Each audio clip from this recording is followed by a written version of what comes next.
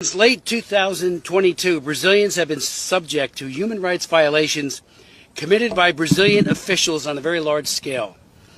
Documented or credibly reported rights violations in Brazil include the political abuse of legal procedures to persecute political opposition, including jailing opposition figures on spurious charges, violations of freedom of speech and media freedom, including persecution of journalists, the silencing of opposition media, the banning of individuals from social media, thinly veiled censorship laws claiming to fight so-called disinformation, and many violations of the rule of law and judicial malfeasance.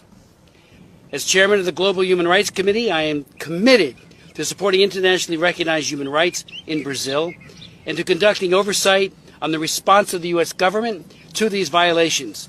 I will chair a hearing on human rights abuse in my subcommittee in the coming weeks. What I see in Brazil today, above all, in the investigations of the Supreme Court Justice de Moraes, is called rule by law, the opposite of rule of law. Rule of law is supposed to put aside law outside of politics so that the same laws apply equally to all people. Rule by law, in contrast, means that while some forms and procedures of law are maintained, the law is used selectively as an instrument of political power. There is vast evidence that this is exactly what is going on in Brazil today, where investigations, inquiries, media bans, content removal orders are used to single out the opposition to President Lula. I am preparing legislation that will address these issues.